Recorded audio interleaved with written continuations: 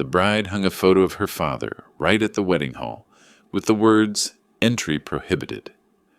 3 hours later, 73 desperate calls came flooding in. The glamorous evening turned into a lightning-fast courtroom, where a so-called crypto fund manager was unmasked amid the scent of white flowers and the crackle of burning candles. This was not just a ruined wedding, it was a lesson about trust, money, and the instinct of a father to protect. Before I continue, allow me to thank you, the one listening right now. If you find this story meaningful, please subscribe to the channel and tell me in the comments where you are following from. Your support is the greatest motivation for me to keep going. On Saturday afternoon, under the glass dome of the Palace Hotel in San Francisco, I stopped before a black-painted wooden frame. My portrait, blown up large, stood in the center of the hall, collar straight, eyes looking directly into the lens, as if still believing in decency. Beneath the photo was an embossed line, cold and concise like a statute. Entry prohibited, by order of the couple. No, sorry, no, please, just a ban. From the ballroom, Pachelbel's cannon drifted like a streak of red wine. The marble floor smelled of polish. The florist lifted each bundle of white flowers. Glasses clinked softly like whispered promises. Everything operated precisely like a Swiss watch. And I stood outside, literally. "Sir," the security guard approached. The badge on his chest read, "Martinez." He placed 2 fingers on the edge of the frame as if afraid pressing too hard might crack the glass. "I am very sorry. The no-entry list is final. I must follow protocol, I understand." My voice was flat as still water. The heat in my chest tightened, sharp as a thin blade. Anger would do nothing. Procedure would. I opened my leather case, took out a Cartier box wrapped in ivory silk and a sealed envelope. "Deliver this to the bride," I said slowly, clearly. "On the letter it says, 'When you are safe, open it.' Stress that for me. Safe." Martinez nodded. Inside the letter was a photo of Lena, Ava's mother, a handwritten slip saying, "Truth greater than comfort," and a space I had reserved for attaching the bank receipt once I finished what needed to be done. I had not attached it yet, because it had not happened. I looked up. The stone pillar clock showed nearly 4 o'clock. Behind the glass, the string quartet was tuning. Candles were being lit, and the wedding planner whispered the last details. Everything seamless, as long as a single transfer signal confirmed the final balance due day of. My part was to catch the cutoff. Miss one confirmation and the gears would grind. "Do you want to go inside? Speak with the wedding planner?" Martinez lowered his voice, as if afraid of touching a violin string. "No." I shook my head. Making noise only helps liars. As for me, I still have a cutoff to meet. We both looked inside. I glimpsed Ava passing by, bare shoulders trembling slightly, the white dress simpler than I had imagined. I pictured Julian Mercer standing somewhere, smile in perfect form, his little finger twisting half a turn around a gold ring, the habit of someone who never allows his performance to slip. In my mind, the green ink of check number 189, $48,000, appeared with my handwriting signed, because I thought loving my daughter meant giving her what she dreamed of. Perhaps I loved right, but placed my trust in the wrong place. I closed the case. "Thank you, Martinez." He nodded, his eyes briefly warm. I turned toward the lobby, where the doorman stood by the hotel taxi line. Cars queued, waiting for a signal. I gestured. The doorman blew a short whistle, raised his hand. The first taxi pulled out, sliding to the curb right before me. Not falling from the sky. This was the palace's main pickup, always staffed. I opened the door and sat in the back seat. "Wells Fargo, Market Street," I said, "as close to closing time as possible." 15 minutes if traffic holds," the driver replied, eyes fixed on the lane. The car rolled. Through the glass, my portrait still stood, amid hurried steps and rehearsed well wishes. I was not fighting my daughter's wedding. I was fighting what was eating at its foundation. The lights flipped green, yellow, red. On the dashboard, time shaved off minute by minute. In my head, the checklist, short but exact, sprang up. Reach branch, open app, call hotline, read check number 1189, confirm not yet, presented, obtain stop payment code, request email, confirmation. No yelling, no bargaining. Right person, right order, right time. The taxi turned onto Market Street. The Wells Fargo red and gold sign appeared beyond the trees, bright yet calm like a lake. I paid. The doorman opened the door and nodded. The glass bank doors slid open, air-conditioned chill brushing my face. I counted one breath, like an engineer before the final anchor. Across the city, the string quartet was likely still playing in the room where I was not invited. That was fine. An engineer does not need to stand on stage to lecture about structural safety. He only needs to pull the right pin at the right moment. I looked up at the wall clock. Still time.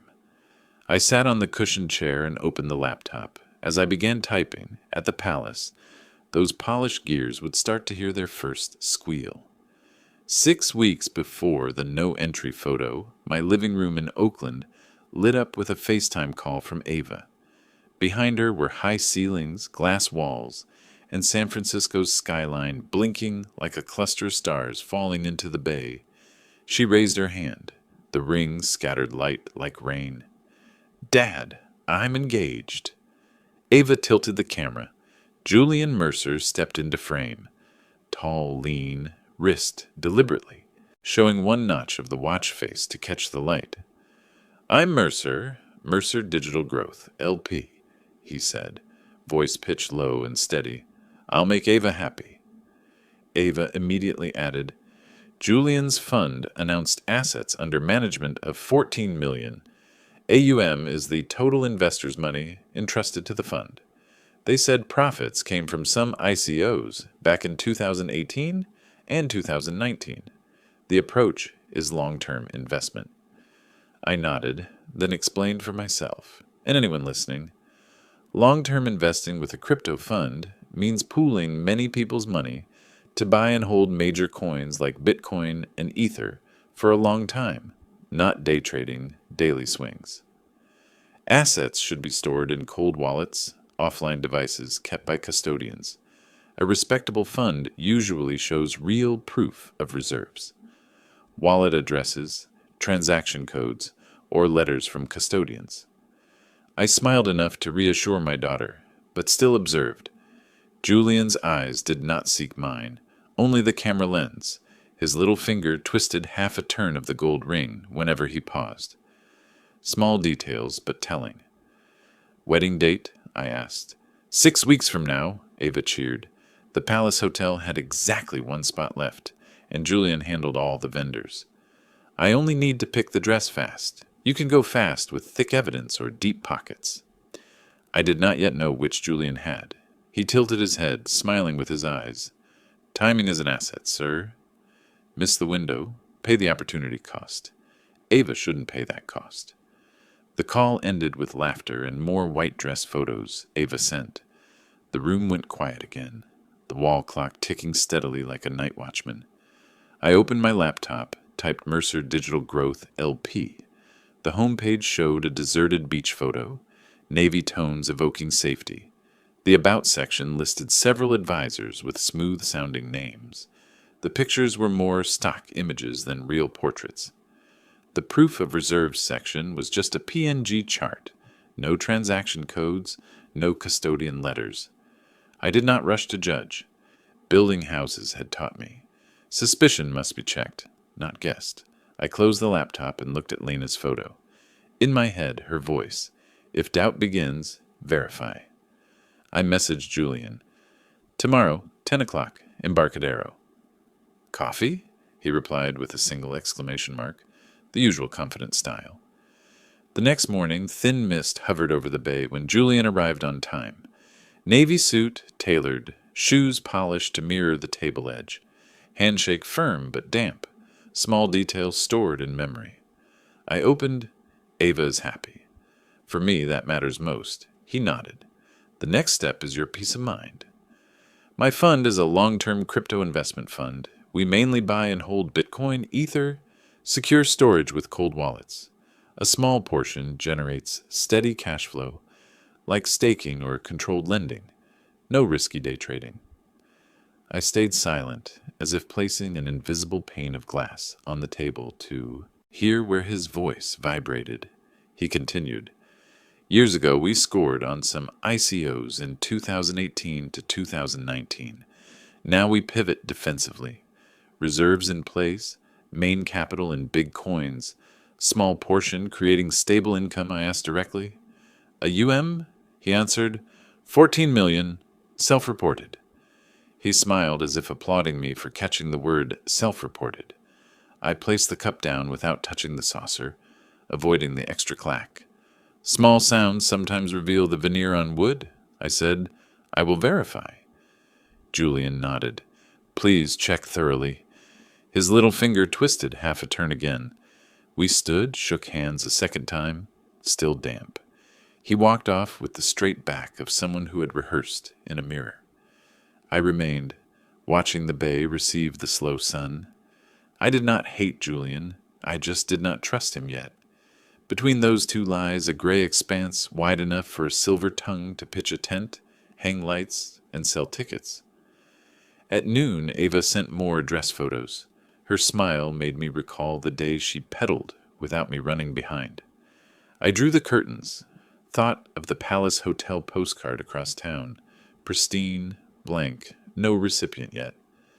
That night, I opened my leather notebook, wrote one line.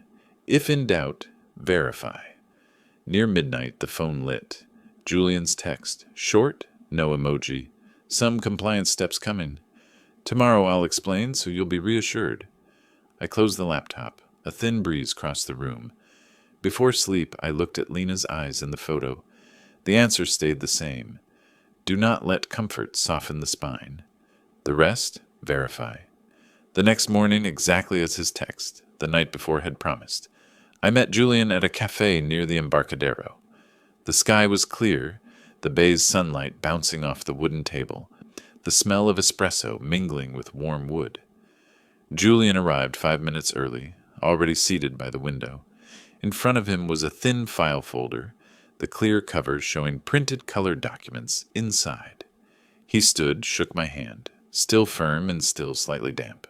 I'll be direct, he said, opening the folder and sliding a neat stack of papers toward me.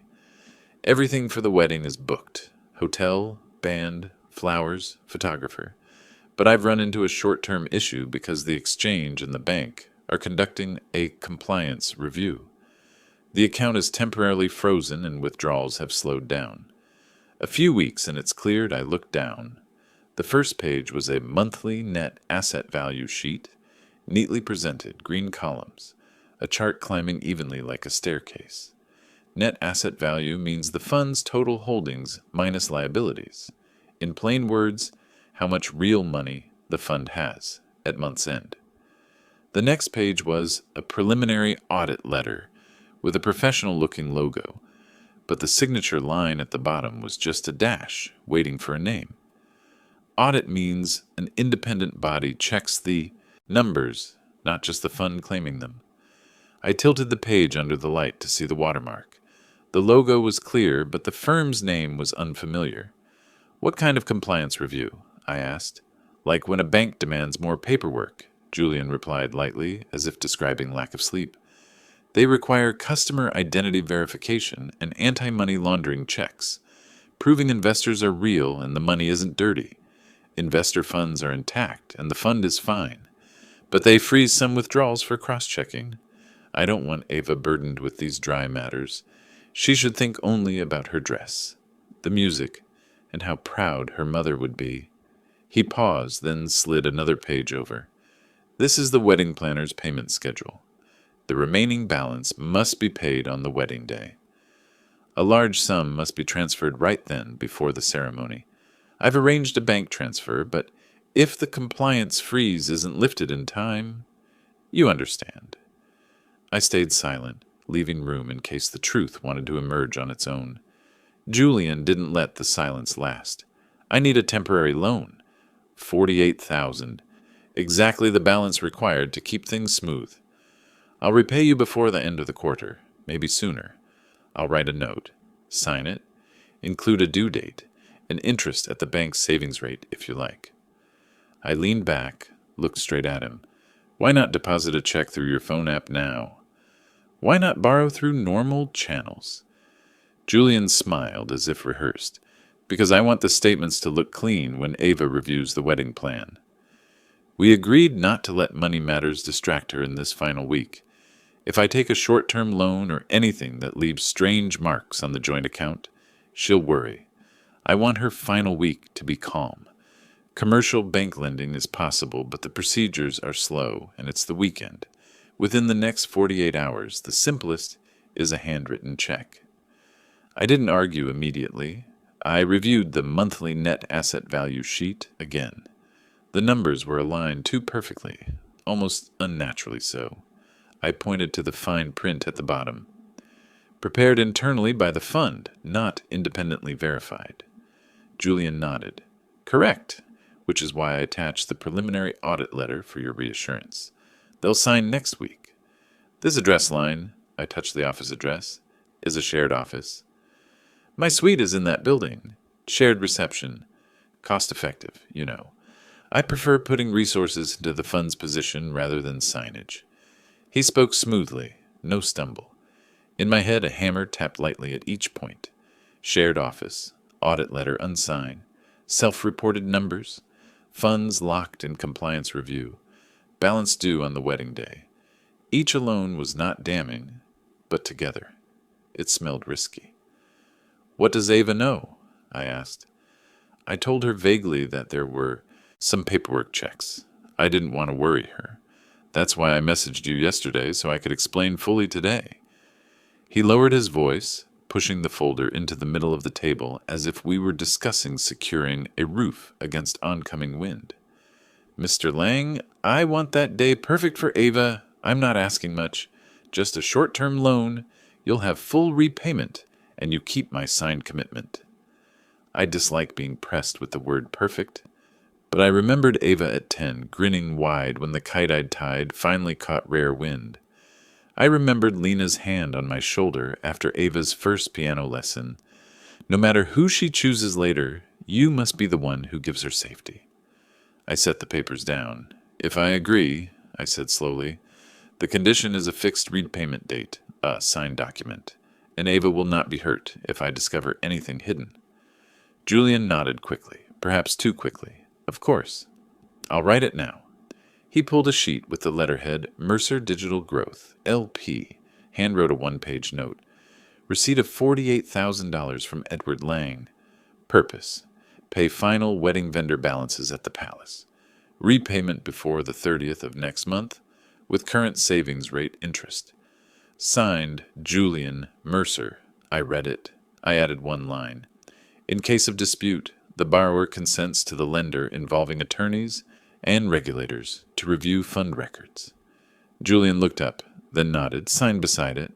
I pulled out my checkbook, old leather cover, edges worn. I slipped out one sheet. My palm was damp.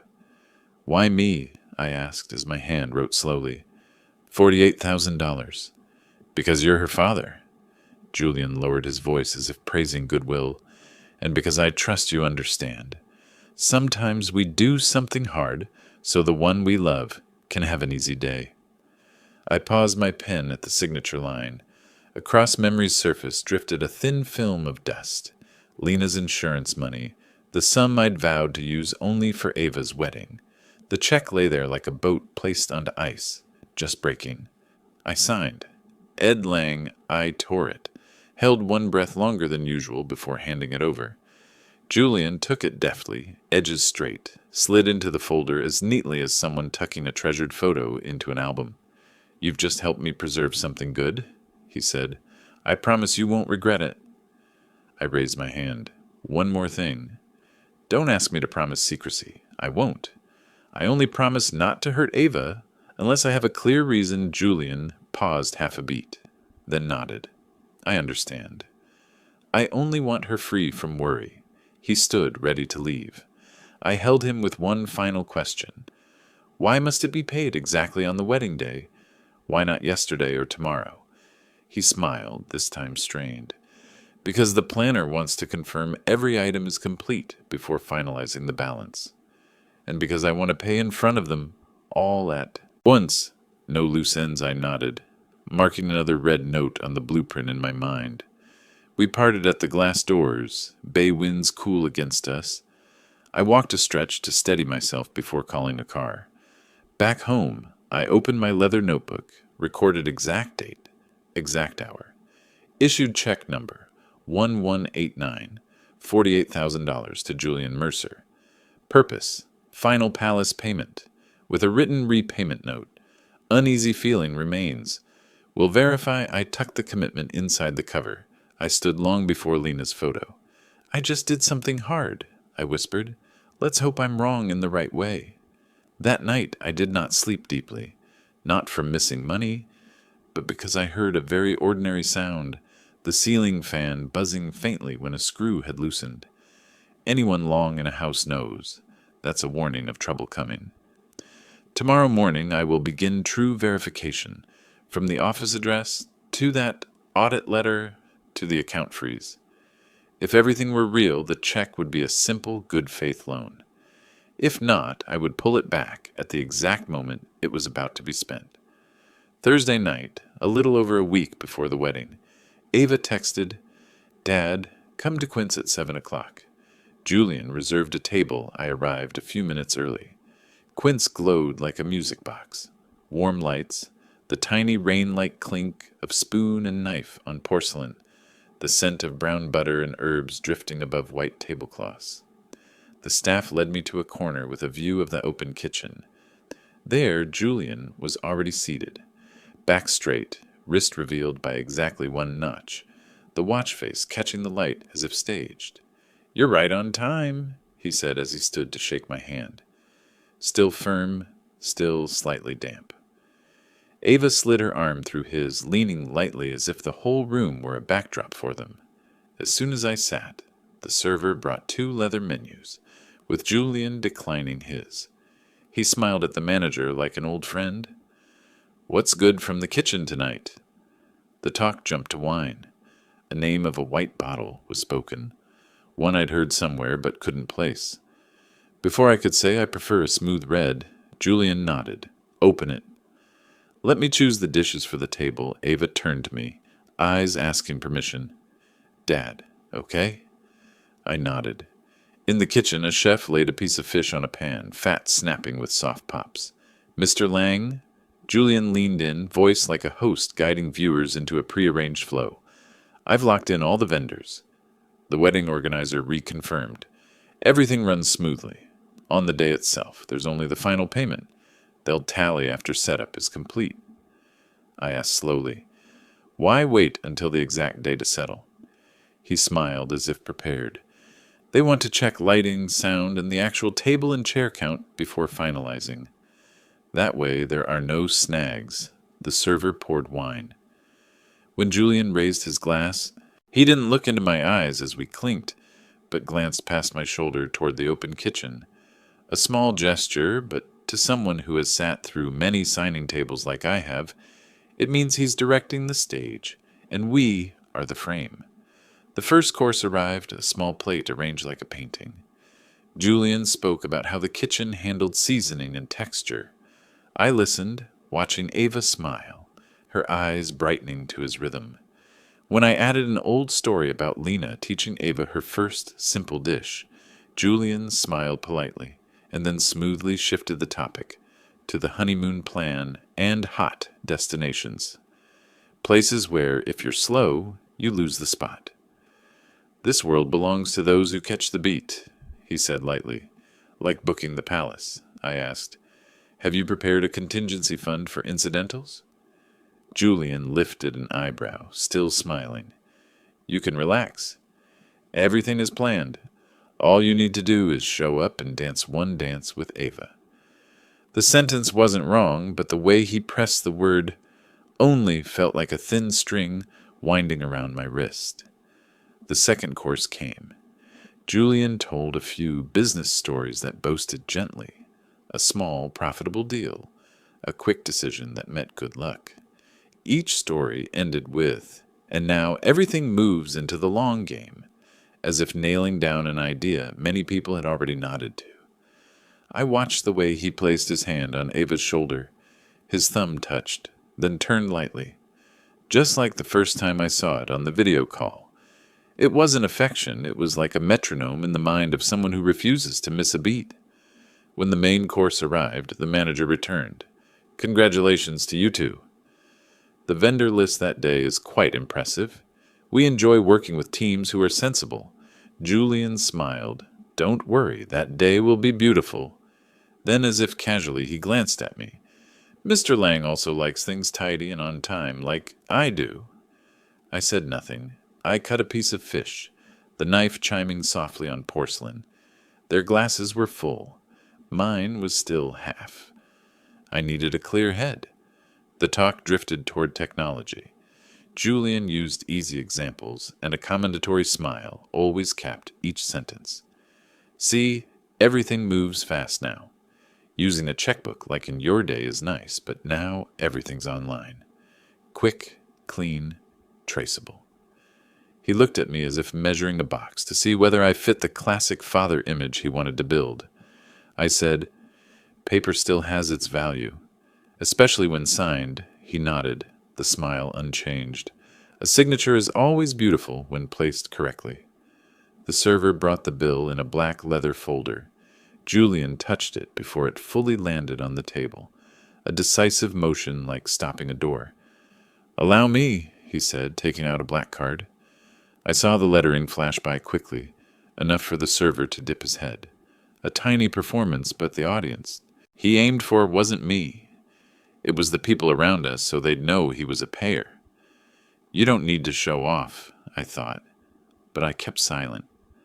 Some things only hand the stage to others, the more you speak of them.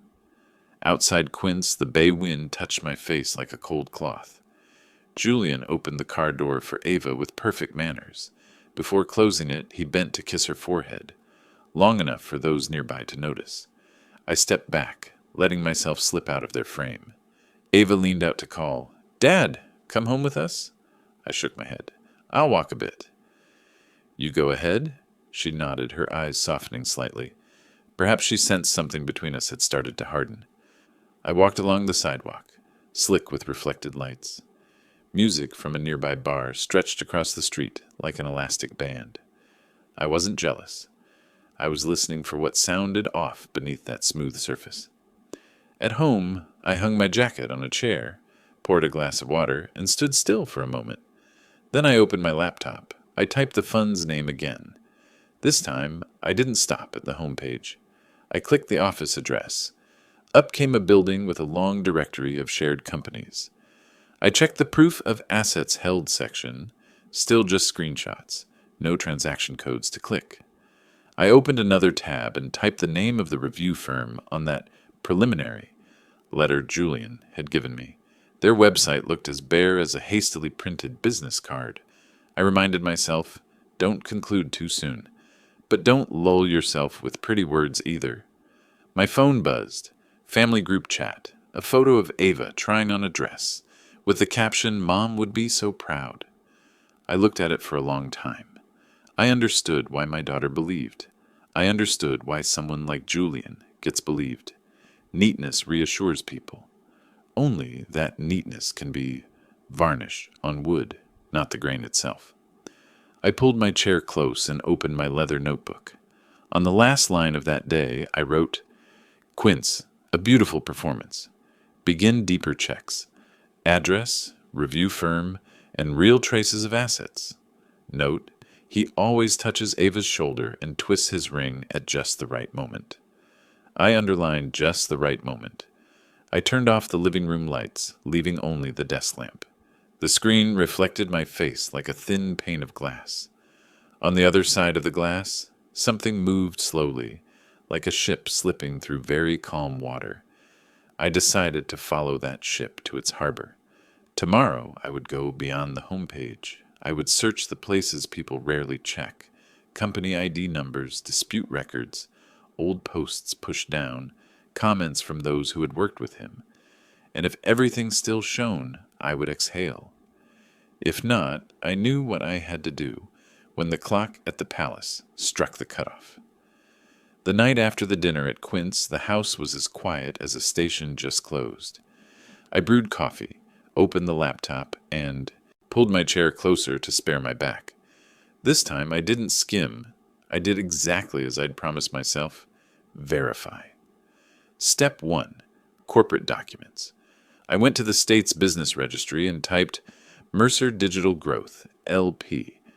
The record showed it had been formed less than a year ago. The listed address was a shared office building. The general partner, the entity legally liable, was Mercer Digital Growth Advisors, LLC, created only a few weeks earlier. I clicked the mailing address. It had the word "sweet," followed by a long string, the kind of format used for mailbox rentals at a postal service shop, not a working office. I opened the street map, dropped the little yellow figure down. It was indeed a storefront offering mail service, photocopying and shipping supplies. No sign for the fund appeared anywhere on the building's front. Step 2. The website. The homepage was still the same blue beach photo. I clicked Team. Every headshot was glossy with beautifully blurred backgrounds. I tried reverse searching one. It traced back to a free stock site. The proof of reserves section was nothing but an image of a chart.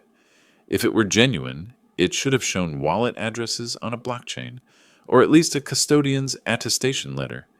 Here there was nothing clickable to verify a single transaction. Step 3. Human traces. I opened the fund's LinkedIn. A few connections, posts mostly reshared from others. Julian's social accounts were fairly new, pristine photos and clean content. I looked for chatter. There was a tiny public chat channel in the fund's name. The pinned message read, "For security reasons, the fund does not publish wallet addresses." Understandable, perhaps, or just an excuse. Step 4. Investor documents. I found a screenshot of basic terms that someone had once posted on an old forum. It included 12-month lockup, early withdrawal penalized. For a fund claiming to hold highly liquid crypto assets, such a long lockup wasn't illegal, but it made me ask, if they really hold safe long-term, why forbid redemptions for so long? I jotted in my notebook. Legal filings new. Mailing address is a rented box. Proof is just images. Social media, shiny but shallow. Long lockup clause. The wall clock ticked another notch. I remembered Julian's words about compliance checks, verifying investors and anti-money laundering, normal for banks. But if money was truly frozen, why did the proof of assets page show only a static image? In short, his story sounded plausible, but there wasn't a single data point I could click, cross-check, and rest easy. I decided to search for someone who had worked with him. I typed the fund name plus intern. An old account popped up, a senior student who'd posted about learning a lot during a 3-month stint. I left a short message. I am Ava's father. I only want to know, does the fund truly hold assets safely as claimed? If you cannot answer, just reply, don't. Thank you. Less than half an hour later, the account replied, I don't want involvement. But so you understand, he doesn't just hold long-term. He trades perpetual futures with high leverage on an overseas exchange. That means borrowing extra from the platform to bet big. A move of only a few % can liquidate the account. I saw him use leverage 20 times. The message included a blurred screenshot, a trading interface showing ETH-PERP, X20, liquidation price. I'm not a crypto trader, but investment experience told me, with 20 times leverage, a 5% loss wipes you out. And if the staked money was investors' funds, the risk was no longer just Julian's. I asked, why tell me this? The student replied after a pause, first, they still owe me 2 months' stipend. Second, my cousin once lost money to a fund like this, so I hate gambling with other people's money. I'm not sending internal files, only what I saw, plus one screenshot from my personal account. I want to stay anonymous. The internship agreement said whistleblowing on misconduct isn't a violation. I texted back, thank you. Were there ever assets in cold wallets' offline devices? The student replied, there were at one point, but recently he pulled them out to optimize returns. Inside the fund, they never share public wallet addresses. I closed the phone, turned to my notebook, and wrote a new checklist. Morning. Call someone who knows derivatives to ask about perpetual futures, liquidation mechanics. Noon. Ask Julian directly about cold wallets and custodian letters. Demand transaction IDs to cross-check. Afternoon. Call the palace to confirm the final balance due day of. What cutoff time stop services, which items get halted. Then call the bank to ask about weekend stop payment orders. If placed Saturday afternoon, do they take immediate effect? My phone buzzed again. Another message from the student. Sir, tonight, crypto is moving hard. He messaged the internal group. Added margin to keep his position. We've seen this before, I typed. You mean throwing more money into a losing bet? The student replied, yes.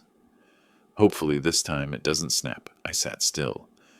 Outside, the garbage truck rattled by, its compactor roaring. Inside, everything was unchanged. The glass of water on the table, the jacket on the chair, Lena's photo on the shelf. But beyond the screen, someone was shoving more wood into a fire he couldn't control. I reopened the proof of reserves on the fund's site. Still just a static image. I opened my inbox. No custodian letters. I re-examined Julian's folder. The preliminary audit was still unsigned. I tilted my head as if listening through a wall. An old builder's trick, a hollow wall, sounds different than a solid one. Here, every sound from Julian's side was velvet, never brick. Before shutting down, I added one last line. No longer, if in doubt, verify. Now, verify immediately. I set my pen down and looked at the clock. Still enough time to do it all in the morning. And if the truth proved bad, I knew the principle to hold. Tighten the bolt before the fan spins loose. The next morning, the house woke with birdsong and fresh coffee. I pulled my chair to the desk, opened my notebook, and placed my pen across the page like an underline beneath 3 words. Verify immediately. First bullet. Call someone who knows derivatives. I scrolled through my contacts. Mark, an old friend of Lena's, now risk manager at a brokerage. I texted briefly, and Mark called back almost at once. You're asking about perpetual futures in crypto?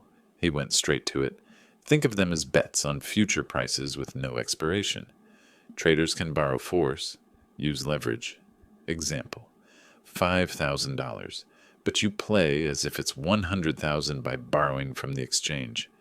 If the price moves 5% against you, your stake is gone. The exchange liquidates to recover instantly, I asked.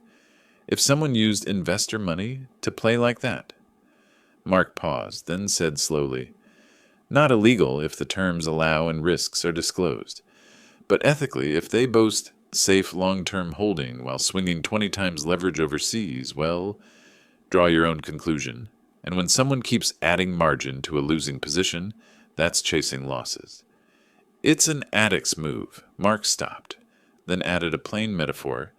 It's like losing at the card table but running back for more cash. Rarely ends well. I gave him a sketch of Ava's situation. On the line, he sighed, stay calm. If you need to explain to family, just say, leverage is borrowing extra to bet big. Margin top-up means throwing more money into a losing pot. Liquidation means the house sells you out when your deposit runs out. That's it, I thanked him, scribbled in my notebook. Leverage equals borrowed force. Margin top-up equals throwing good money after bad. Liquidation equals house cashing you out. Second bullet, call the hotel. I found the Palace Hotel events office number dialed. The receptionist transferred me to Sloan, an events manager. I said I was the bride's father, asked directly about the final balance due day of. Sloan recited clearly, like from a handbook. We settle the final total after setup and inspection of lights, sound, and seating. The final balance must be paid at least 90 minutes before guests arrive. Payment methods: credit card at the desk, wire already cleared, or cashier's check. If the card is declined and there's no backup, some services will pause per terms. Hot food service suspended, band held off, photographers keep raw files until settlement. I asked, is it true some outside vendors will require the remaining balance on the spot? Yes, the band and the photographer have their own terms. They'll run a card or take a check right there. We'll still serve water and bread if there's a hiccup, but high-value components will pause. Sloan kept a courteous tone, but I could hear the chill of procedure under the velvet. I thanked her and asked for a sample of the terms by email. My inbox chimed. I saved the file and flagged it. The third bullet was, call the bank. Wells Fargo picked up after 2 rings. I read out my information and stated the purpose plainly. I want to know the process for stopping payment on a check already issued, in the event the payee hasn't yet presented it to the system. A representative named Darlene answered crisply, you provide the check number, approximate amount, and payee. We place a stop payment order effective immediately in the system.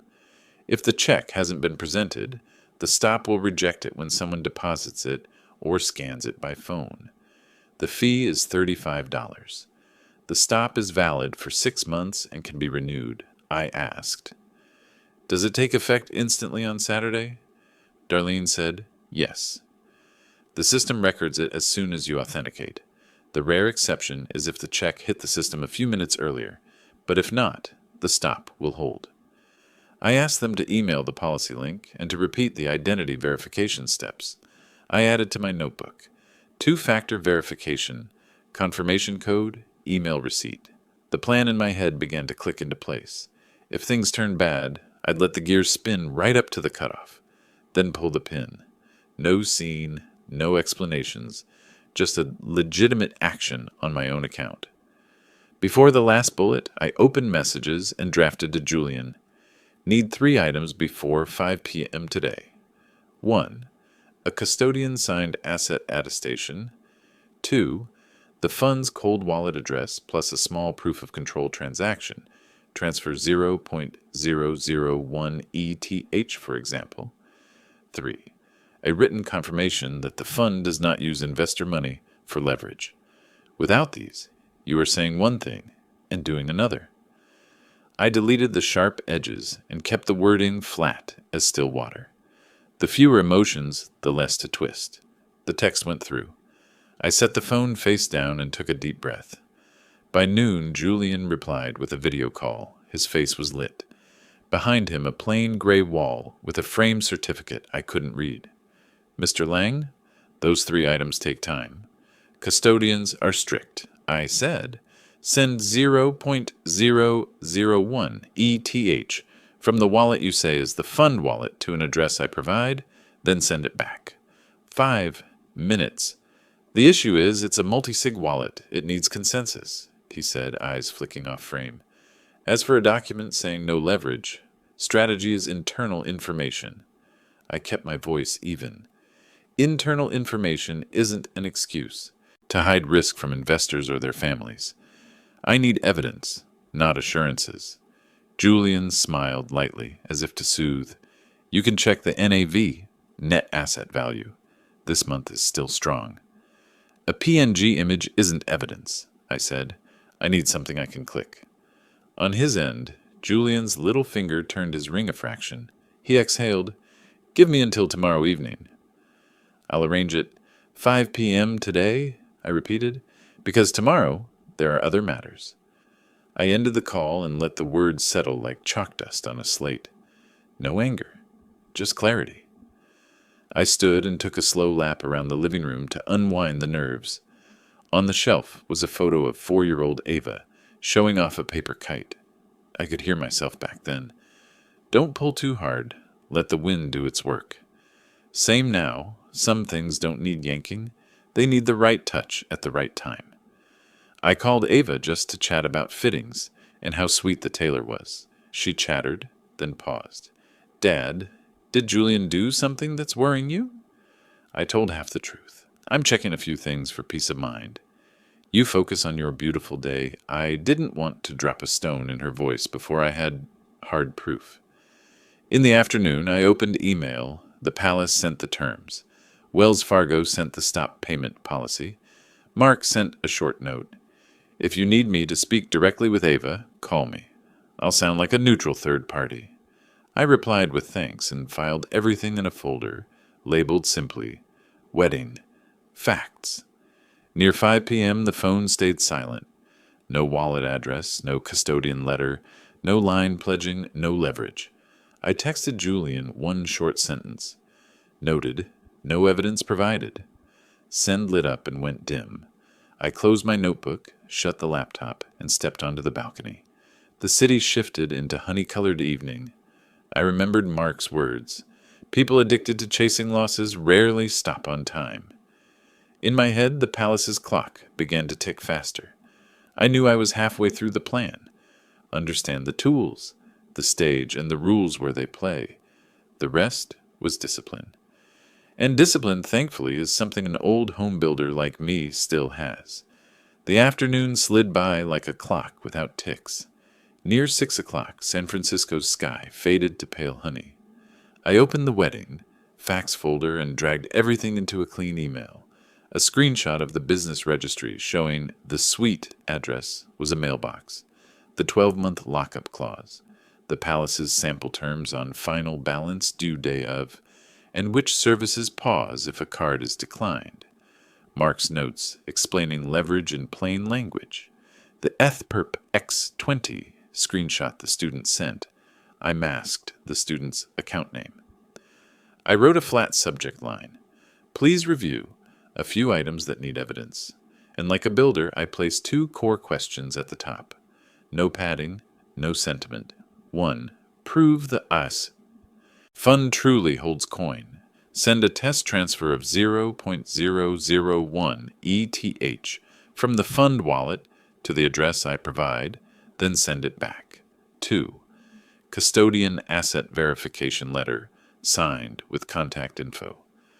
I added one short line. I hope I'm wrong, but peace of mind has to rest on something visible. Then I hit send. 2 minutes later, Ava called. The screen lit with her face in the warm light of a seamstress's shop. Behind her, a white dress being pinned at the back. Dad, I just saw the email. Why are you sending this now? Her voice wasn't sharp, but it was taut. I lowered mine and moved slowly, like loosening a stuck screw. I only want 2 simple proofs. A tiny transfer from the fund wallet and a signed asset letter. Then I'm at ease. Ava glanced off-screen. Julian says the fund doesn't publish wallets for safety. I answered, that's why it's just one tiny private round trip, 5 minutes, known only to us. And the custodian letter. Any real custodian is used to issuing those. She pressed her lips. I heard fabric hiss under shears. You're turning everything into a big deal. I'm getting married. I need calm. I swallowed the lines I'd rehearsed. Because you need calm, we settled 2 things early. I'm not asking to see everything, only one real trace. I put her on speaker and gave the compact summary Mark told me to use. Leverage is borrowing extra to make a bigger bet. Liquidation is the system dumping you when your deposit can't cover losses. If someone claims safe long-term investing, but is playing with 20 times leverage, the risk is as big as this table. Ava frowned slightly. Who told you that? Someone who was inside. I've hidden their name. You know me. I don't make things up. The line thickened for a beat. Then a man's voice slipped in, low but clear. Ava, let me. Julian stepped into frame behind her, hand light on her shoulder. His thumb traced a tiny circle, the same rhythm I've seen before. Mr. Lang, he said, the smile cut to template. My fund isn't a chat room. Anyone claiming to be inside Doesn't have the full picture. I kept steady. The full picture is nice, but proof is always small. One test transfer. One signed letter. That's all multisig needs consensus, he shot back. The custodian is closing the month. They rarely issue one-off letters. So nothing today? I asked. Julian looked at me through the lens, not through my daughter's eyes. You can trust us and let your daughter marry in peace, or drag her into a pointless confrontation. I tried to provide NAV. This month is solid. A PNG isn't proof, I repeated. I need something I can click. Ava's breath caught. Dad, I love you, I said plainly, no detours. And because I love you, I'm asking. If by tomorrow evening he still doesn't have those 2 items, I'll treat that as a no. Julian cut in. You're imposing an unreasonable deadline. No, I said. That is the deadline of trust. Behind Ava, the tailor murmured, Bride, let's repin the back. Ava glanced over, then back at the screen. Dad, I'm tired. I want things. Normal. I can't take another day of tension, I nodded very slowly. If you need me to step back for calm, say it. But remember, calm isn't declared, it stands on truth. The line went silent for 3 beats. Then Ava dropped a line like a snip of extra thread. Don't come if you're still doubting. My heart sank as if someone had set a stone on it. I meant to say, I'll always wait for proof, but Julian spoke first, soft as a lullaby. Thank you for understanding. I looked straight at him through the glass. I don't understand. I'm simply giving my daughter 1 evening without a headache. I took it off the speaker and told Ava one last thing. You decide. I won't show up to ruin it. But if anything feels off, call me, any hour. She nodded the slightest bit, her eyes drifting like water nudged by wind. The call ended. I sat still for a long moment. The room held only the soft hum of the refrigerator. I opened the window. The night wind carried the smell of sea salt and someone's cooking. My phone buzzed. A text from Ava, a single line. I'm sorry, I need peace, I replied. True peace does not fear verification. I'm always here. 10 minutes later, another text arrived, this time from an unknown number. On behalf of the couple, we request that you not attend to avoid unnecessary conflict. Thank you for your understanding. No signature. I saved a screenshot and did not reply. I know what unsigned letters mean. The sender lacks the confidence to face the truth. I returned to the table and laid everything out like a craftsman checking tools before climbing a roof. The Wells Fargo receipt describing the stop payment process. The Palace's terms email. The checklist. 5 minutes to test transfer, 5 lines of signatures. I added one more line at the end. Have notified. Have given the chance. No more arguing. Near 9 o'clock at night, Frank, my younger brother in Boston, called. You're caught up in something. I heard a bit. I summarized everything quickly. Frank hissed a breath. If he's really using 20 times leverage, a single move against him ends the movie. I laughed without a sound. The problem is this movie is using other people's money. Frank asked. Exact wedding day, I told him. Good, Frank said. Keep control of what's yours. Don't play the hero. Just press your own button. I hung up, clasped my hands behind my head, and leaned back in the chair. On the shelf, Lena's photo still smiled. I heard her voice in my head. No longer advice, but a map. When everything is too smooth, look for the ridge. When someone says, don't ask, that's where you shine the light. I opened my notebook and boxed a plan in pencil. If by the Palace's cutoff there are still no 2 proofs, place a stop payment order on check number 189. Do not call ahead. Do not explain on site. Keep the phone free. Ring her on. When those who need to call, they will call. I looked at the clock. A few days remained until the cutoff hour. I did not expect noise. I only wanted the truth to have a chance to step out amid the noise. And for the truth to step out, sometimes the only way is to pull a small pin that someone assumed nobody would notice. On the other side of the city, Ava was probably in front of a mirror, measuring how far the dress hugged her back. I wished I could joke, "Don't pull too hard. Let the wind do its work." But now the wind was blowing another way. My task was to set the mast straight, so that tomorrow, if needed, everyone could see the sail was being pulled too far. I turned off the lights, leaving only the warm desk lamp.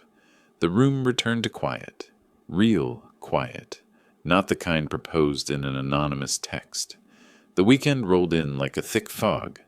In the morning I woke before the alarm, poured coffee, opened the window to the bay breeze, then sat at the desk like taking a pilot's seat. Everything in place, within reach. I reopened the wedding fax folder, scanned the checklist once more, then closed the laptop. Today was not for adding documents.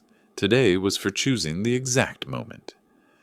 Shortly after, Ava sent a photo of a trial bouquet, white with a touch of mint green. "I chose this color. What do you think, Dad?" I tapped a heart and typed, "Only very beautiful." I didn't want to throw heavy words into her morning. Not long after, the public chat channel in the fund's name I had joined for updates flashed on my phone. A newly pinned announcement appeared saying, "To ensure safety, temporarily extending redemption timelines. Long-term investors unaffected. Please do not panic." Below it came a flurry of question marks.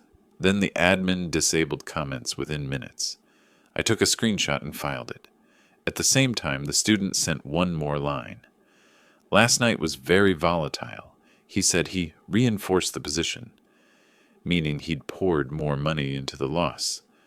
I replied thanks and asked nothing further. At this hour, any word could be Tinder. A bit later, Frank texted a short, "You okay?"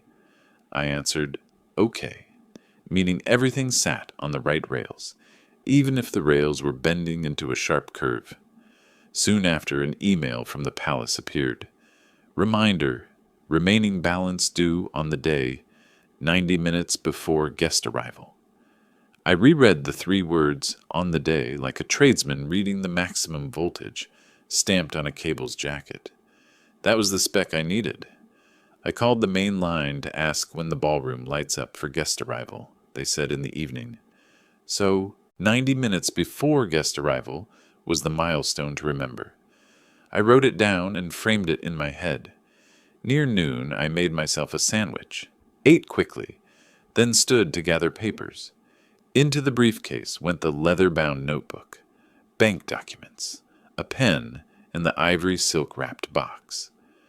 In the accompanying envelope, I had written, "Open when you are safe." Not for drama, only because I didn't want any gift of mine becoming a prop for a mistake. A little later, an unknown number called to repeat the request that I not attend to avoid conflict. A steady female voice with no name. I simply said I had received it. I do not debate with those who won't sign their name. I rechecked the route from the palace to the Wells Fargo branch on Market Street, how long it would take, and the last hour to process an order in person. The Maps app showed about 10 minutes, given the current traffic. I didn't need faster, I needed on time. I texted Ava a very short line. "Congratulations, call me anytime if you need me." And she replied, "Yes," just one word, but enough for me to hear the taut layer underneath. Not long after, Julian sent a group family message. "See everyone at the palace. Tonight will be unforgettable." I reread "unforgettable" and felt a chill. What we don't forget in life is either very beautiful or very painful. I called Wells Fargo to confirm one last time about the stop payment order. Darlene repeated, "Once I read the check number and authenticate, the stop becomes effective in the system immediately, and I'll get an email receipt." I thanked her, hung up, and told myself I would leave the palace a bit earlier than the 90 minutes before guests, milestone to have time for the formalities. I hailed a taxi. I could have driven, but I didn't want to be behind the wheel with my mind running many tracks. A taxi cabin is a kind of quiet cockpit. I could breathe evenly, lay out the steps in my head, and arrive with no extra motion. The taxi dropped me at the palace entrance. I told the driver to wait a moment and then go. I'd catch another from the Market Street side later. At the door, table lamps glowed amber, and candle sconces down the hall looked like tiny exclamation marks. Guests came and went, shoes ticking on marble. I slowed down not to admire, but to listen. At big occasions, sound says more truth than people. I heard the event crew calling to one another. Sound check done. The backdrop is up. Verify the band's badges next. Those lines told me they were nearing the edge of procedure. Everything matched what Sloane had said, which meant a simple action from me could change the color of the rest of the evening. Off to one side, 2 women passed by, laughing. Heard the groom runs some investment fund so fancy. I didn't look after them. I had enough fancy from what I had read and heard, and from the 90 minutes before guests, milestone in my notebook. I turned through the glass and stepped into the lobby. There, amid white flowers and candle scent, a black-painted wooden easel stood draped in velvet. On it was a large frame, and I recognized the face at once. My portrait in black and white, blurred background, collar straight, eyes forward like a declaration of my own rules. I paused not from wounded pride, but to file the moment in the right drawer. In places like this, people think insult is a hammer blow, but it's really just a signpost telling you to take the quiet path. I looked around, saw the doorman, saw a guard with a name badge, and saw guests forming a line. Holding the gift box, I stepped into the light. The rest, the line under the frame, the guard's words, and the decision to turn toward Market Street, would unfold in the order I'd rehearsed. But before moving, I let myself stand still a few more seconds, like a master mason laying a hand on a newly built wall, inspecting the last seams.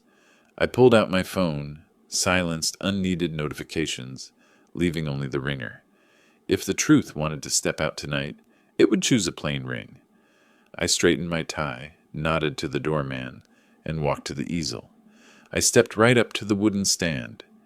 Beneath my black and white portrait was a line as neat and cold as an invoice. Unauthorized persons not permitted. By request of the bride and groom, the security guard approached, voice so polite it sounded rehearsed. "Sir, I'm sorry. Your name is not on the list tonight. I've been instructed to guide you out to avoid conflict." I looked at him and nodded, feeling as if I were facing an emergency exit. No debate, just push the door in the right direction. I set the ivory silk box on the edge of the sign-in table, the slip inside already written, "Open when you are safe," then turned away, handing the guard the invitation as a final notice that I had come, and was also excusing myself. The doorman opened the glass door. Cool corridor air slipped in, carrying white flowers and the string ensemble, rehearsing a phrase inside. I quickened my steps across the threshold and raised my hand for a taxi. In the car, I closed my eyes for a few beats, like a master mason taking a deep breath before pressing a drill bit dead center. At the Market Street branch, I took a number, presented ID, and said simply, "I need to stop payment on this check. Here are the check number, amount, and payee." The teller typed, "Read back each detail for confirmation," then handed me the stop payment form to sign. A small ding rose from the system like the click of a bolt sliding home. She printed the receipt, clipped on the email confirmation she had sent, and explained that the stop takes effect immediately, so that if anyone attempts to deposit the check or scan it by phone, the system will refuse it. I nodded and tucked the receipt into my wallet beside the photo of 4-year-old Ava holding the paper kite. We had not just won a battle. I had simply pulled a latch at the right time. Stepping outside, the late light slanted down like a thin curtain. I stood beneath the awning for a few seconds, listening to the city breathe. In my head, I pictured the room as the lights came up, the card machine sound when a vendor asked for the final payment, the sudden jolt when a check was declined, the exchanged looks, and the first "what happened?" rippling like a small wave. I wanted no spectacle. I only needed the truth to appear among the well-dressed crowd. I called another car and asked it to head slowly toward the hotel, but dropped me at the next corner. My phone ringer stayed on as planned, quiet in a suspicious way, like the sky before rain. I gripped my wallet, feeling the receipt press lightly against my finger like a thin piece of metal. If anyone asked why I did this, the answer would be very simple. Without evidence, there is no trust, and without trust, the best dollars are the ones still in your own account. Across the city, the band was likely sounding the first notes, the photographer testing the light, the servers setting glasses on white tables. As for me, I stood tucked under an awning, watched the car that had dropped me off turn the corner, and knew the plain bell I'd left for tonight would soon ring. Right on the beat of 90 minutes before guest arrival, the events manager pulled Julian to a corner. They spoke softly, but their body language was loud. The final fee sheet lay between them, a pen placed across it, the sign of waiting for a signature or a card swipe. Julian pulled out a black card. The machine chirped a short, flat note. He smiled politely and said, "Try again." The machine beeped again. He produced a second card, then a third. I saw the manager's shoulders tighten. He switched tactics, pulled out his phone, opened his banking app, held up the check I had signed like a talisman, found a bright angle, and tapped Mobile Deposit. The screen flickered. A short line appeared, which he hid quickly, but I still caught. Rejected due to stop payment. Order. This was the spot where the string gave its first honest sound. The manager nodded very politely. "We will maintain basic services while you sort this out," but her lips had thinned. The signal raced like a current.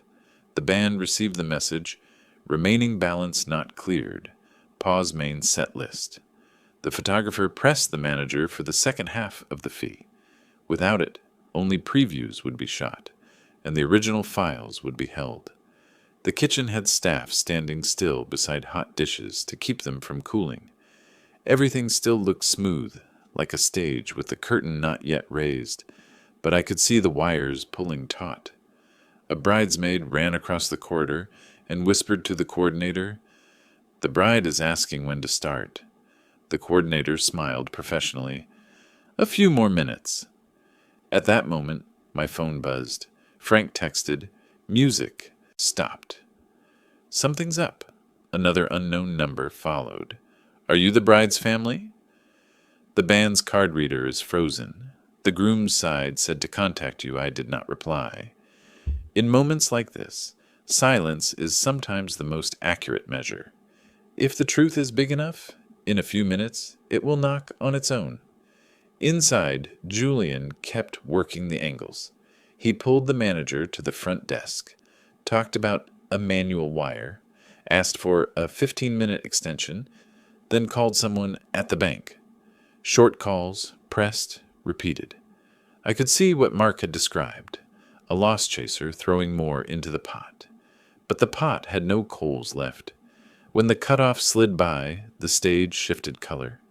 The lobby lights stayed warm, but the strings' sound vanished, leaving only hotel background music. The photographer switched lenses, framing from afar to hide the emptiness behind. The kitchen began sending out bread instead of hot dishes. A guest passed by and asked a companion softly, "Is something wrong?" The reply, "Probably a technical issue." Technical? The first keyword fancy parties used to cover money trouble. I needed no more to know what would happen next. When Julian's explanations had nothing left to latch onto, the process had to reach the bride. I did not see Ava, but I saw a sweep of white veil slip through a doorway after the coordinator went on to the makeup room. Another minute, Ava appeared with the coordinator at the corridor's edge, her eyes skimming faces.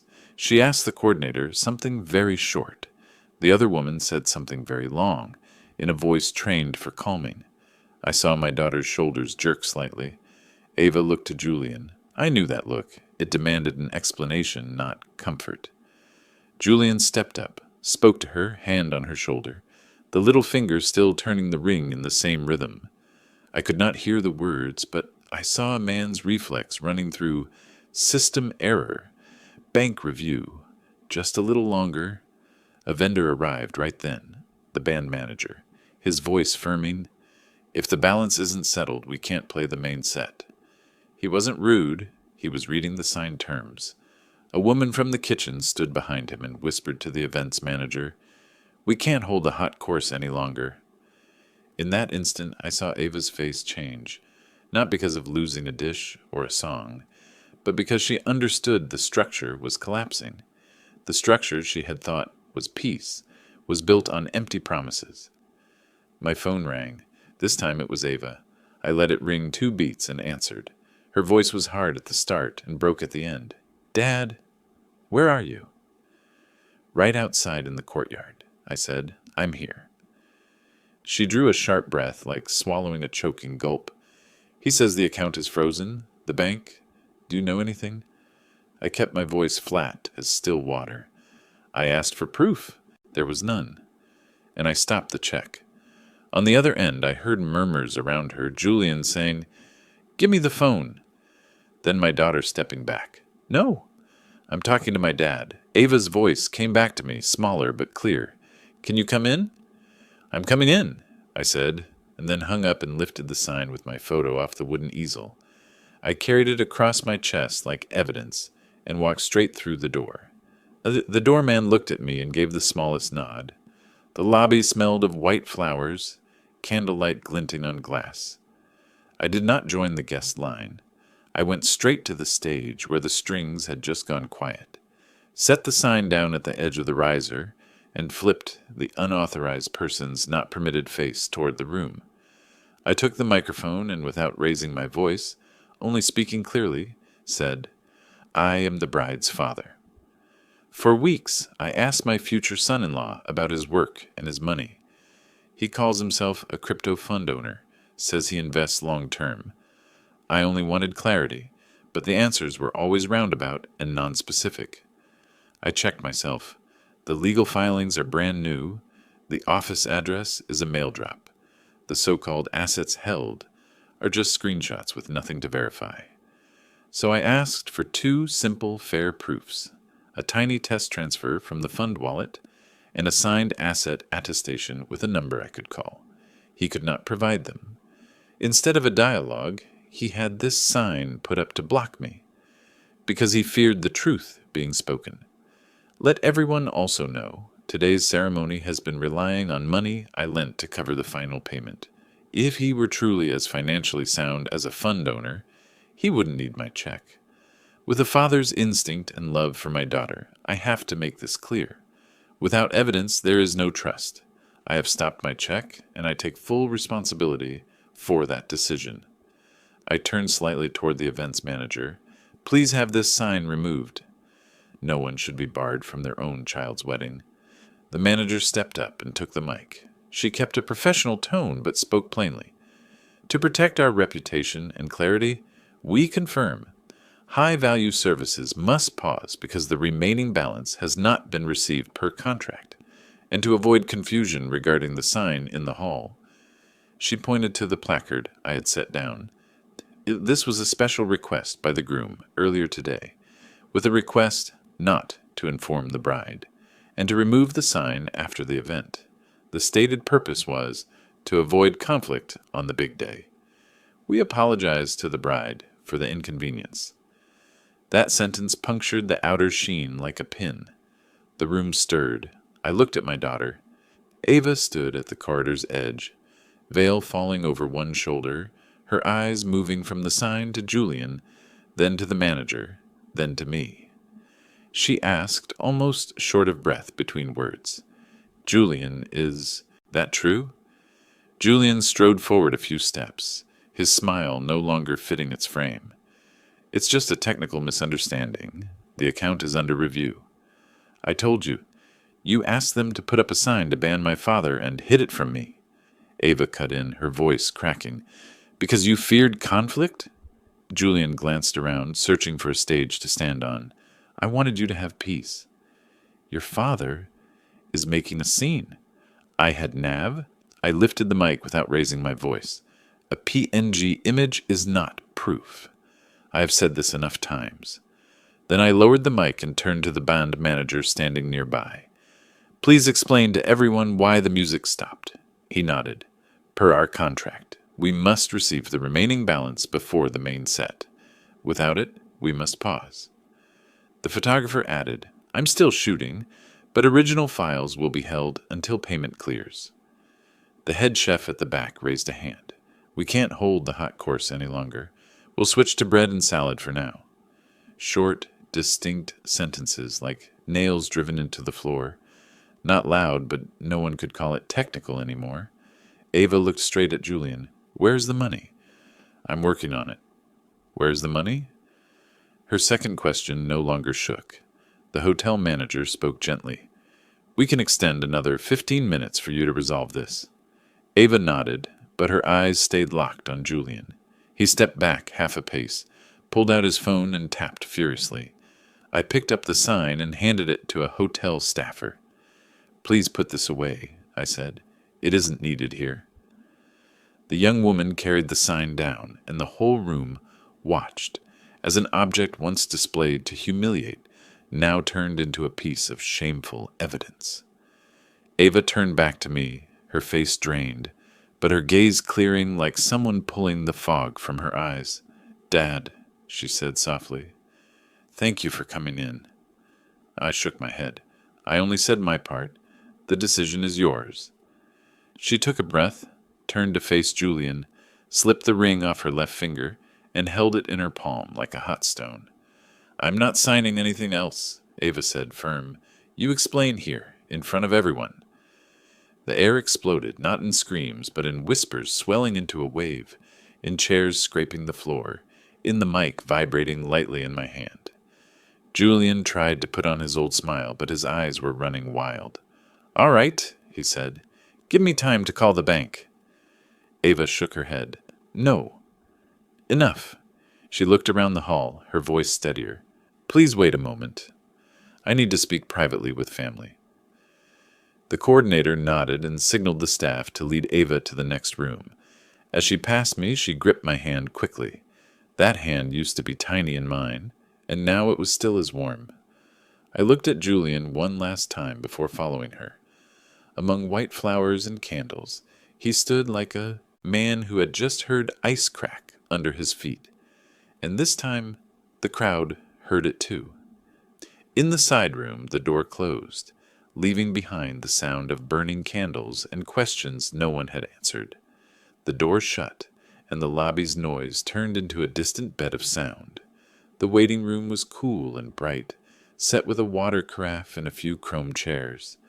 Ava stood facing Julian, the ring lying in her palm like a hot potato. I set the handheld mic on the table, opened my phone, and turned on the speaker. We will talk here, Ava said, her voice back on rhythm. No more papers, no more signatures. Julian forced a smile. You're emotional. Give me 15 minutes. You had many weeks, Ava cut in. This is the minute for truth. Fund wallet address? Julian glanced at me and then at the ceiling as if looking for words there. Multisig wallet. Needs consensus. I told you. Signed custodian attestation? The custodian is closing the books. They won't... Ava drew a breath and looked at me. Dad? I nodded and spoke slowly so she could hear each word. I asked for the bare minimum any steward of other people's money has ready. He doesn't have it. And you need to hear this. I tapped Mark's number and put him on speaker. Hello, Ava, Mark said, his voice husky over the line. I don't know you. I'll keep it short. Leverage means borrowing extra to make a bigger bet. When price moves a thin distance against you, the exchange liquidates, sells the position to get its money back. Someone who keeps adding margin to hold the position is chasing losses. If a person claims safe long-term holding yet still plays this way, the risk falls on investors first. Ava nodded lightly, as if driving an invisible nail into the wall before her. Julian, she turned back, do you use perpetual futures with leverage to take positions? Julian smiled and switched frames. I hedge risk. You don't understand the technicals. Then let me understand, Ava said, gripping the ring tighter. Give me a transaction hash, or just a wallet address. I'll look for myself. Can't. Julian lowered his voice. That's strategic secrecy. I set my phone on the table and turned the screen toward them. A screenshot of the fund's chat channel, with the notice temporarily extending redemption timelines, with comments opened and then locked. "This isn't strategic secrecy," I said. "This is funds are stuck." Julian's phone buzzed. He glanced and frowned. Then Ava's phone buzzed too. An unknown number. She looked at me. I nodded. She answered and put it on speaker. A rough male voice. "Sorry to call tonight. I'm a small investor in Mercer Digital Growth. I received an email saying redemptions temporarily extended, but my contract said safe long-term investing. I requested to withdraw coins to my own cold wallet. They said, against procedure. I don't trust them anymore. Can you speak to Mr. Mercer for me?" Ava looked at Julian. "You speak," she said, setting the phone in the middle of the table. Julian pressed his lips tight and then lifted his own phone. "I'll call you back after the event."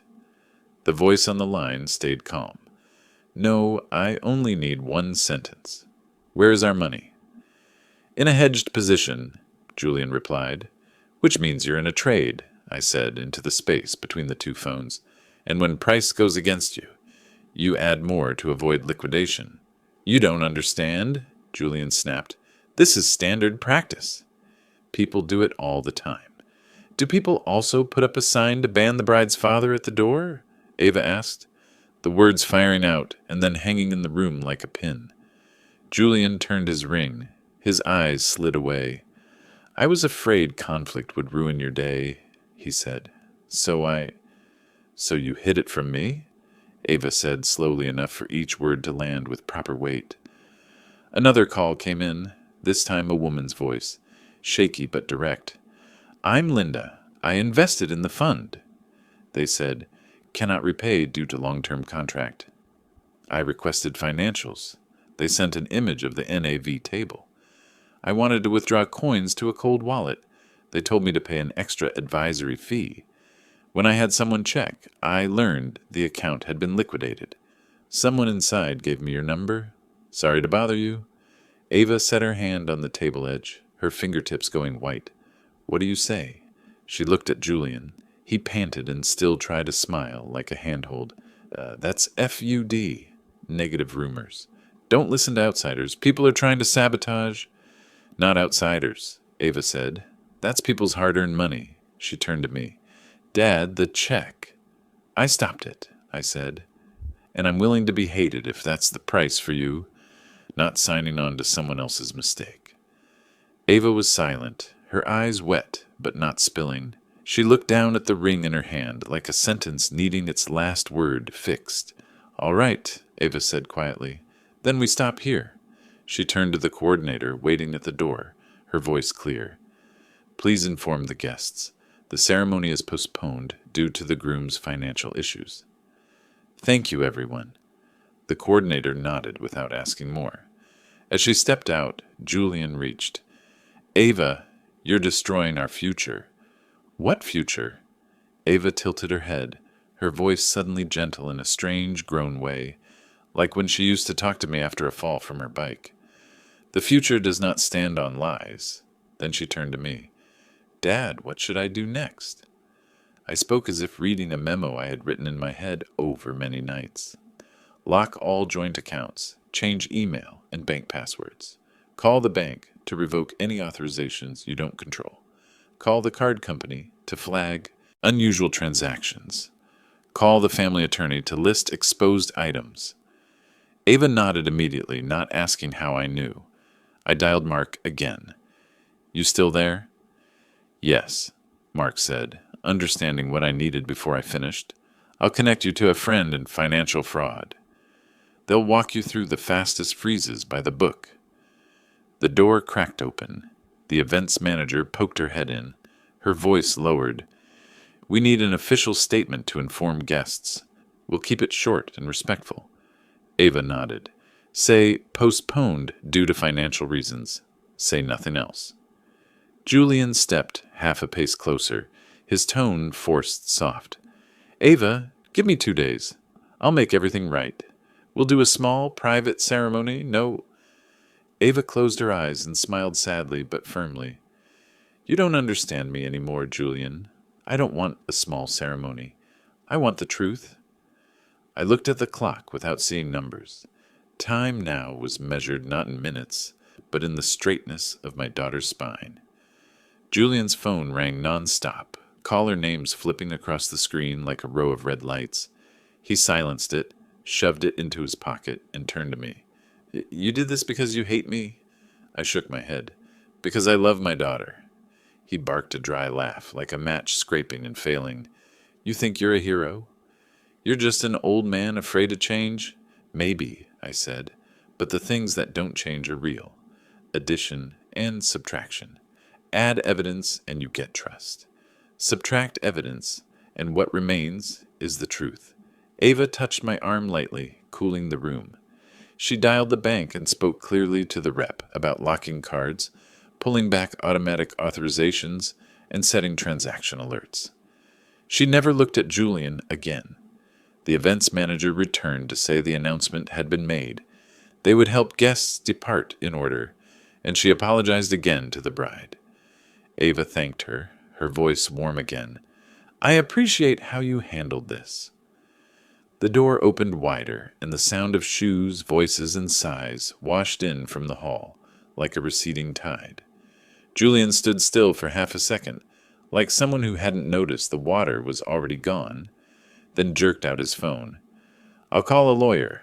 Good, I said, because your investors are calling too. Outside, the candles still burned, but no one was mistaking candlelight for stage lights anymore. Ava squeezed my hand. Let's go, Dad, she said. We'll leave before those lovely people have to restack their flowers, because of someone who doesn't keep his word. We stepped out. There was no applause. Only a straight path to the door and a night breeze light, enough for a father to feel half the stone in his chest lift. The night dissolved very slowly. When we left the hotel, the bay wind was cold enough to push off the candle smell, still clinging to our clothes. Ava walked close to me, saying nothing. I took her to the coordinator's temporary lodging so she and a bridesmaid could lock every card, email, and automatic authorization as we had planned. I went home, turned on the kitchen light, opened the laptop, the wedding. Fax folder was there, neat as a toolbox. I gathered everything, the business registry screenshots, the fun chat channel image, temporarily extending redemptions, the palace's terms email, the note file Mark sent, the ETH-Perp X20 screenshot, the promissory note Julian signed when borrowing $48,000, and the bank email confirming the stop payment order. I compressed it, named it by date, then added a single text file with 3 sentences. I am Edward Lang. This is the factual record I have. I am ready to sign and testify. Near dawn, my phone rang. Mr. Lang? Keller, investigator with the district attorney's financial crimes unit.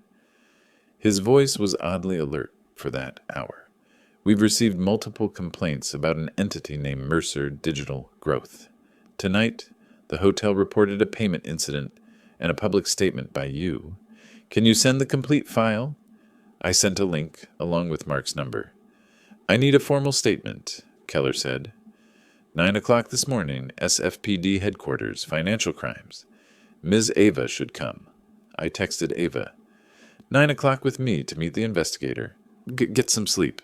She replied, yes. One word, but without the taut layer behind it. I shut the laptop, leaned back in the chair, and closed my eyes. Just 1 hour, like a tradesman napping on a ladder between trips to the roof. Morning came, pale blue. We sat in a frosted glass conference room. Keller set a recorder on the table, a female investigator taking notes beside him. I told it from the start. The call boasting of being a long-term fund donor, the Embarcadero meeting, the dinner at Quince, check number 1189, the filings review, the intern's message, 20 times leverage, my request for 2 small proofs, the no entry placard, the stop payment, the onstage disclosure, the strings gone silent, and my daughter's "Where is the money?" I produced the loan note, the email log the hotel manager had just forwarded, They had apologized to Ava and offered cooperation, explicitly stating, "At the groom's request, erect sign at lobby. Do not inform bride. Remove after event." Keller reviewed each page, nodding without praise or blame. "We've issued emergency hold notices to Mercer's partner bank and sent freeze requests to 2 exchanges he frequents," he said. "These are urgent civil measures to prevent dissipation. On the criminal side, we're coordinating with the state's Office of Market Integrity. Thank you for keeping everything verifiable. Screenshots with metadata, confirming emails, and a signed promissory note." The female investigator looked up. "Ms. Ava, did you grant Mr. Mercer any authorization into your accounts?" "No," Ava said, "but he once used my laptop, and I changed all passwords last night." "Good," Keller said. "You'll receive a packet on credit alerts and report freezes. Any transaction you didn't initiate, call us directly." He turned to me. "You may be asked to testify before a grand jury. Your documents are the backbone material for warrants on devices and accounts." He paused a beat, lowering his voice in a way that carried trust, not force. "Last night you did it right. No theatrics. Just the correct switch on your side." We signed our statements. Outside, the early sun felt like a warm towel. Ava looked at me. "Dad, can I come back to your place?" "Our home always has your spot," I said. And that noon, Ava pushed into the Oakland apartment with 2 small suitcases rolling across the wood floor. She stopped at the threshold and looked at her mother's photo. "Mom would say, 'Don't stay where it smells burnt,'" I said, half joke, half truth. Ava smiled with wet eyes. "I can smell it now." I took from the cabinet the ivory silk box I had left in the lobby last night and the staff had stored for me. The envelope on top still bore the line, "Open when you are safe." Ava touched the ink with her fingertip, nodded softly, then opened it. Inside was a classic necklace with a drop-shaped pendant. Not to fill an absence, only to say, "You are safe." She put it on, checked her reflection in the cabinet's wavy glass, turned and hugged me, whispering as small as when she was 7, "Thank you, Dad." In the afternoon, my phone rang. "Keller, we've obtained an emergency search warrant for Mercer's residence. Several other investors submitted information. There are signs of fabricated reports and misuse of funds. We'll continue working with you both." "Understood," I said. No whoop of joy, just another nail driven deeper into the plank of truth. That evening, Frank FaceTimed. "You two okay?" Ava greeted her uncle and recapped. Frank spoke like a stern, warm uncle.